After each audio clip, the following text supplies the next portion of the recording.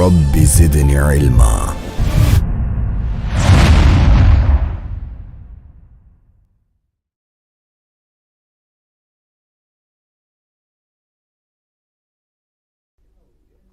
مولانا حیدر علی جعفری صاحب، آپ سے میرا اگلا سوال یہ ہے کہ کافی عرصے سے پاکستان کے اندر عورت مارچ کے نام سے نہایت عجیب و غریب نعروں سے فیمنزم کی ترویج کی جا رہی ہے۔ اس کے پس پردہ کیا عوامل ہیں اور اس کا مقابلہ ہم من حیث القوم کس طریقے سے کر سکتے ہیں؟ اس بارے میں روشنی ڈالیے۔ جی بالکل، تقریباً 4-5 سال سے ہم اس فضا کو پاکستان کے اندر دیکھ رہے ہیں کہ جس کو یہاں پاکستان میں عورت مارچ کے نام سے زیادہ جانا جاتا ہے، زیادہ معروف ہے، لیکن اگر بین الاقوامی سطح کے اوپر ہم دیکھیں تو یہ باقاعدہ ایک عالمی تحریک ہے جس کو ہم فیمنزم کے نام سے جانتے ہیں، کہ جو یورپ کے اندر تقریباً 200 سال پہلے جو آواز اٹھی عورت کے حقوق کے نام سے، لیکن اس میں اصالت خاتون کی بات کی جاتی ہے، عورت کی اصالت کی بات کی جاتی ہے، عورت کی محوریت کی بات کی جاتی ہے، اور یہ جو اس میں شعار لگایا جاتا ہے کہ عورت کی آزادی کا شعار،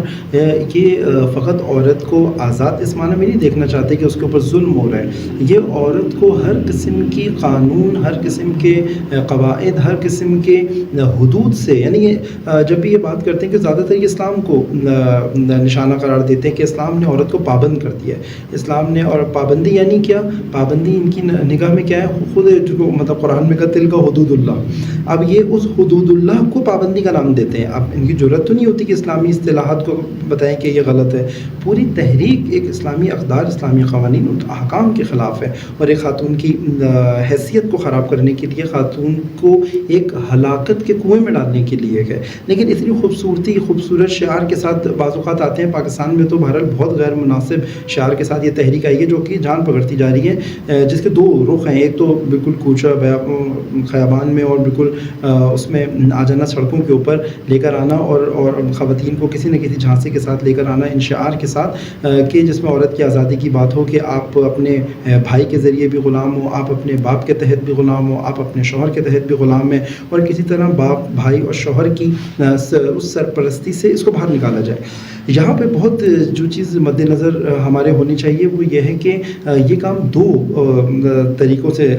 کیا جا رہا ہے۔ ایک تو یہی جو سڑکوں کے اوپر لے کر آنا، یا 8 مارچ کو یہ سب چیزیں ماحول گرم کرنا، اور دوسرا انہوں نے پاکستان کے ریاستی اداروں، حکومت کے اندر مؤثر عناصر کے ساتھ روابط قائم کرنا۔ یہ خواتین جو ابھی آتی ہیں، فروری سے ان کی تیاریاں شروع ہوتی ہیں، اور پھر ابھی یہ مارچ کے مہینے کے اندر یہ سب چیزیں کر رہی ہیں، یہ بہت پورے سال اس کے اوپر ورکنگ ہوتی ہے، اور یہ خواتین باقاعدہ یورپ سے اور مختلف یورپی ممالک سے آتی ہیں اس کام کی سرپرستی کرنے کے لیے۔ اور آپ نے دیکھا مثالیں ہمارے پاس موجود ہیں کہ چاہے وہ ریاستی اداروں کے افراد ہوں، چاہے وہ پاکستان کی حکومت کے افراد ہوں، ان خواتین کے روابط ہیں ان کے ساتھ، یہ باقاعدہ ان کو گرین سگنلز دے کے، اور ان کے ذریعے سے ابھی ایک انہوں نے خواتین کے تشدد کا وہ جو بل، ابھی خاندانی تشدد کا بل جو انہوں نے منظور کروایا، اس بل کے اندر باقاعدہ اس بات کو منظور کروایا کہ جو حق خود اسلام نے ایک باپ کو دیا اپنی بیٹی کی نسبت، شوہر کو دیا خواتین کی نسبت، کہ یہ اپنی بہن کو، یہ اپنی بیٹی کو، یہ اپنی بیوی کو حتیٰ کسی ازدواجی تعلق سے بھی نہیں روک سکتے اگر وہ جانا چاہتی ہے۔ یہ سب چیزیں اس بل میں موجود ہے، بغیر کسی پارلیمنٹ کی منظوری کے اس بل کو جو ہے وہ انہوں نے پاس کروایا، اور یہ آگے لے کر جا رہے ہیں کہ تاکہ خاندانی سسٹم ٹوٹ جائے، ایک عورت خاندان کے بندھن سے باہر آ جائے، جس طرح فیملی سسٹم انہوں نے یورپ کے اندر توڑا فیمنزم کے نام سے، پاکستان کے اندر یہ ابھی زیادہ زور پکڑنا شروع ہوئی ہے۔ تو یہ بالکل ایک اینٹی اسلام تحریک ہے کہ جس کو پاکستان کے اندر باقاعدہ عالمی اداروں کی مدد سے، اور پاکستان کے ریاستی ان عناصر کے لیے جو اپنی ہوس کی خاطر، صرف اپنی ہوس کی خاطر جو ان کے روابط ہیں ان خواتین کے ساتھ، اور یہ پاکستان کو داؤ پہ لگا رہے ہیں، پاکستان کی اس عصمت و عزت کو